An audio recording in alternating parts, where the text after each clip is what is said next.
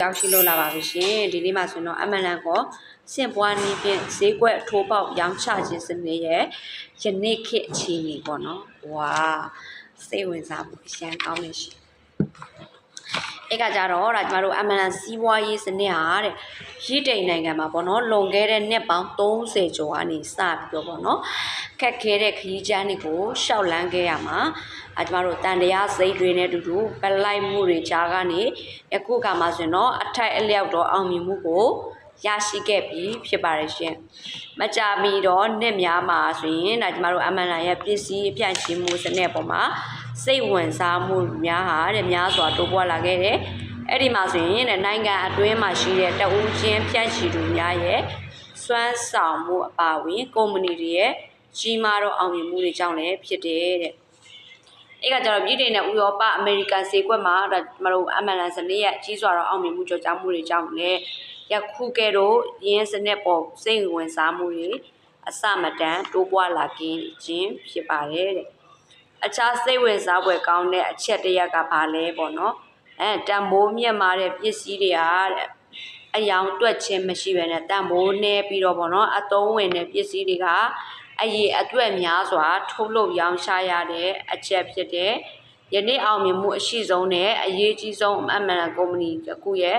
အဓိကအချက်ကဘာလဲပေါ့နော်လူတိုင်းလိုအပ်တဲ့ပစ္စည်းကိုတန်ဖိုးနည်းနည်းနဲ့များစွာထုတ်လုပ်ရောင်းချနိုင်ခြင်းပဲဖြစ်တယ်အဲ့ကကြတော့ဒါကျမတို့ပေါ့နော်ယနေ့ခေတ်ကစီးပွားရေးဆက်သွယ်ရေးစနစ်တွေပေါ့နော်တိုးတက်လျက်ရှိတာနဲ့အမြ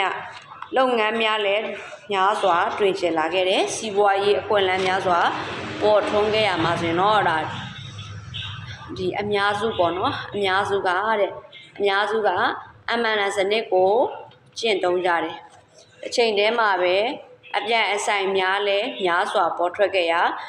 တာမန်အဖြစ်ပြိုင်ဘက်ဟူသည်တဲ့မိမိလယ်မျိုးကိုညစ်လေမလားဆိုပြီးတော့စိုးရင်စရာဖြစ်လာတယ်ပေါ့နော်ဒါကြောင့်မို့အမှန်တန်အနေဖြင့်ဘာတွေစိုးရင်စရာပွဲကောင်းပါလားမကောင်းပါလားပေါ့နော်အမှန်တန်ရဲ့အခြေခံနီးစနစ်အရာပေါ့နော်ဈေးကွက်ဖြန့်ချိမှုလုပ်ငန်းမှာဝန်ဆောင်မှုပေးခြင်းကစိတ်ကူးရင်အိမ်မက်တစ်ခုအကောင့်အထက်ပေါ်လာခြင်းလို့ဆိုနိုင်တယ်အကြောင်းမို့လူတအုပ်ကိုပစ္စည်းတစ်ခုရောင်းချလိုက်တဲ့နဲ့နောက်ထပ်ချင်းကပ်ရမလို့ပဲ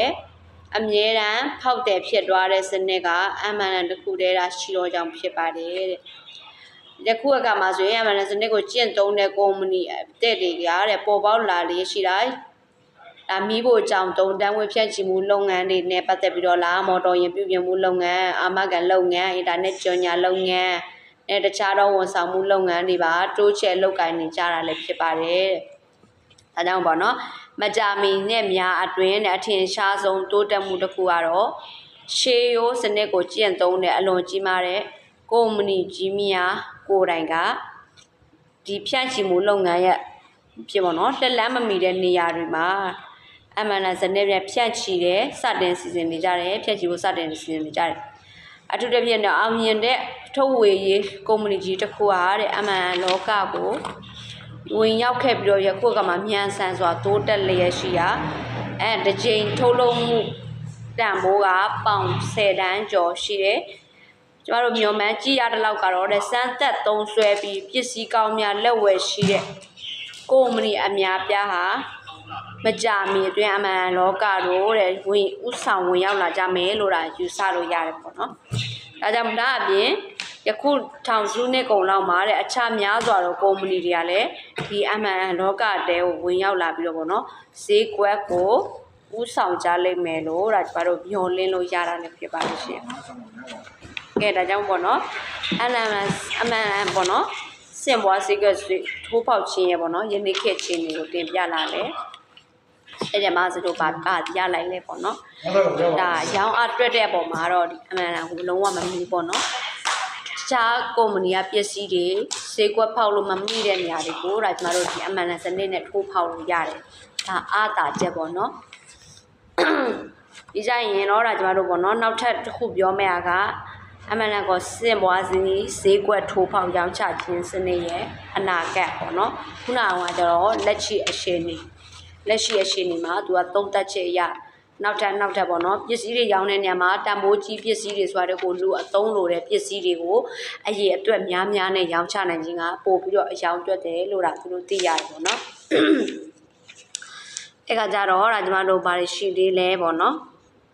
နောက်ထပ်ပြန်လဲသုံးသက်ချက်တွေကကြတော့အဲ့ဒီကုမ္ပဏီအသစ်တွေပေါ်ပေါက်တဲ့နေရာမှာဘာလဲမိဖို့ကြောင့်သုံးတဲ့တန်ငွေဖြန့်ဖြူးမှုလုပ်ငန်းတွေမော်တော်ယာဉ်ပြုပြင်တဲ့လုပ်ငန်းတွေအမဂန်လုပ်ငန်းတွေပေါ့နော်အင်တာနက်ကြော်ညာလုပ်ငန်းတွေအဲဒီလိုမျိုးတွေပါအဲ့ဒါမှန်တဲ့စနစ်တွေမှာပါလာတယ်ပြီးကြရင်တော့ဒါကျမတို့ဒီစံတက်သုံးဆွဲပြီးပစ္စည်းကောင်းတွေလက်ဝယ်ရှိတဲ့ကုမ္ပဏီများပြားဟာတဲ့မကြခင်ပါပဲဒီအမှန်တန်စနစ်ထဲကိုရောက်လာမယ်ဆိုတော့ပြောရဲတယ်ပေါ့နော်ဘာလဲဆိုတော့မြန်ဆန်နဲ့အလွယ်တကူတိုးတက်လွယ်လို့ပေါ့နော်ဒီစနစ်ကဆိုရင်တော့ဟုတ်ပြီဒါကြောင့်ပေါ့နော်ဒါကတော့အမှန်တန်စနစ်ရဲ့ဒီလက်ရှိအခြေအနေလေးကိုစီတို့ကပြောပြပေးရလဲဖြစ်ပါတယ်ဒါကြောင့်မို့နောက်ရက်ဒီမှာဆိုရင်တော့ရောင်းချခြင်းစနစ်ရဲ့အနာဂတ်အကြောင်းလေးကိုလာပြောပြပေးမယ်နော်စိတ်ဝင်စားစွာနဲ့နားထောင်ပေးကြတဲ့အတွက်လည်းအရန်ကျေးဇူးတင်တယ်ကဲလို့စကြမျှဝေတာတွေအကျိုးရှိတဲ့ဒီအကျိုးရှိတဲ့အသုံးဝင်နေဆိုရင်တော့စကြကို comment မှာ yes လို့ရေးလာပေးလို့ရပါတယ်ရှင်ကဲအားလုံးကျေးဇူးတင်ပါတယ်နော်